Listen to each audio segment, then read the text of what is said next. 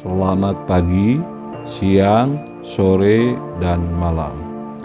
Terima kasih telah bergabung dengan channel Ar-Rahman.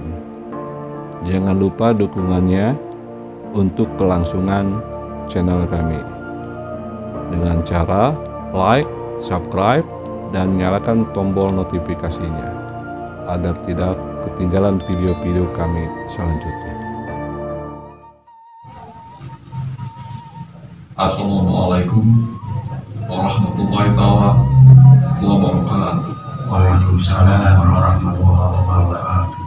Dalam sudut pandang kali ini, saya bersama kawan-kawan ini ingin membahas tentang goro-goro.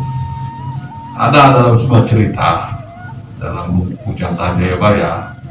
Di situ diceritakan tentang ada kejadian disebut dengan goro-goro atau keadaan tidak menentu dari berbagai sisi, baik dari sosialnya, dari segi ekonominya. Maka sengaja saya membuat konten sudut pandang ini untuk membahasnya bersama kawan-kawan saya ini. Sebelum saya melanjutkan cerita, saya akan perkenalkan dulu kepada kawan-kawan, semoga Jahit. Ini Bapak Asep. Nah, ini kita akan mulai cerita tentang sudut pandang mereka masing-masing maupun cara pandang mereka mengenai cerita sejarah goro-goro menurut Jangka Jayabaya sesuai dengan versi mereka. Begitu kawan-kawan ya? Dan kita mulai dari Bapak Jahit dulu. Sekarang Pak Jahit, kira-kira menurut pandangan Pak Jahit ini kan, ada dalam cerita Jangka Jayabaya ada istilah goro-goro atau sebuah kejadian di mana tidak menentu dalam segala aspek. Kemarin ini kan kita ngebahas tentang adanya musim kemarau panjang dan kita telah menjalaninya. Lalu tiba-tiba sekarang kita berpikir ini fase goro-goro sudah mulai masuk, karena dilihat dari beberapa sisi, baik di tingkatan di bawahnya, di menengahnya, di atasnya sudah mulai tidak terkendali.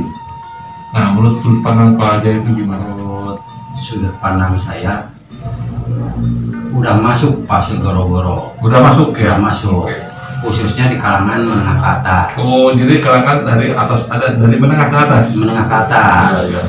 Itu juga mungkin nggak sepenuhnya, beberapa persen lah. Ya. Belum masuk full, belum masuk full.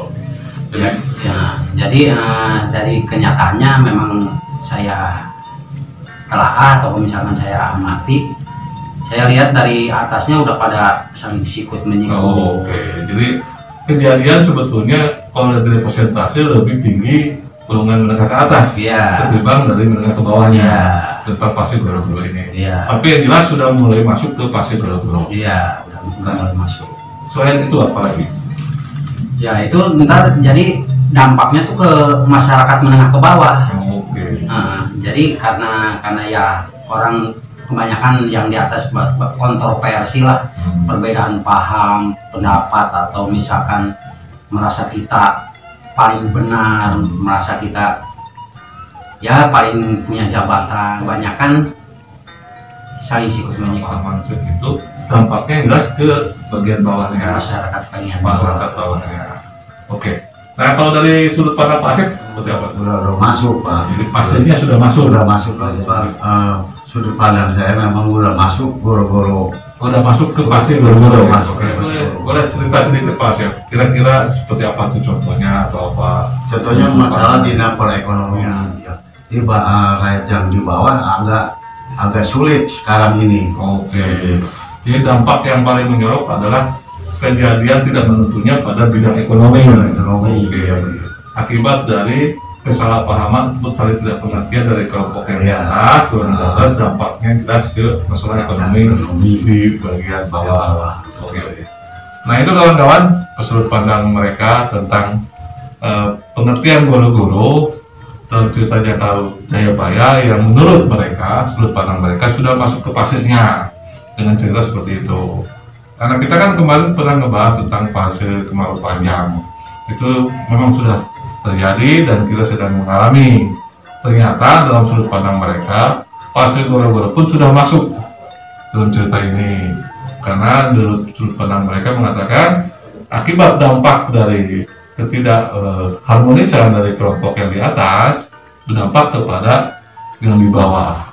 Itu yang menurut sudut pandang mereka, kawan-kawan ya. Nah, lebih jauh lagi saya akan tanya kepada guru-guru ataupun keadaan tidak menentu dari sudut pandang mereka. Kita mulai ya kawan-kawan, kita lihat kembali kepada mereka. Nah, Pak Jahit, menurut Pak Jahit, apa yang paling dasar dari ketidakharmonisan ataupun keadaan yang tidak menentu yang membuat mengatakan Pak Jahit bahwa sudah masuk ke fase goro-goro?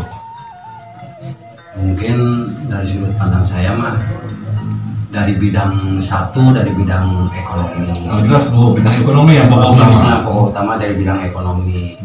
Yang keduanya apalagi sekarang lagi musim pilkada lah, pemilihan.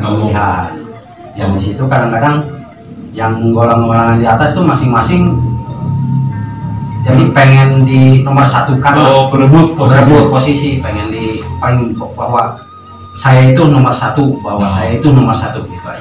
Jadi dampak dari sudut pandang Pak Jahit, goro-goro itu muncul istilah goro-goro selain dari keadaan ekonomi yang tidak stabil, juga dari segi politiknya yang tidak stabil, karena banyaknya para pejabat itu berebut ingin mengambil sebuah kekuasaan. Oke, begitu. Nah, kalau dari ini sudut pandang Pak Asep nih, kira-kira yang paling mendasar, ya kenapa Pak Asep mengatakan bahwa sekarang sudah masuk ke fase goro-goro?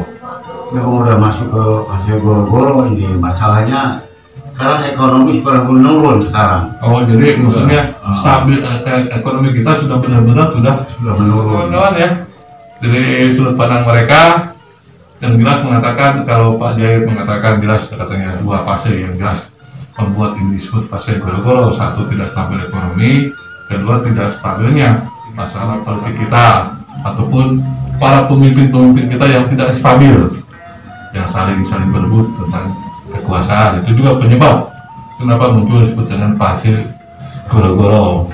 Jadi menurut itu Pak Jahit.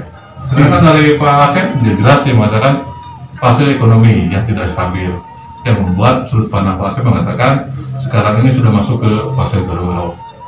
Itu ya, dari cerita itu saya ambil sebuah kesimpulan, mereka beranggapan fase di bidang ekonomi tidak stabil dan di bidang kepemimpinan pun tidak stabil.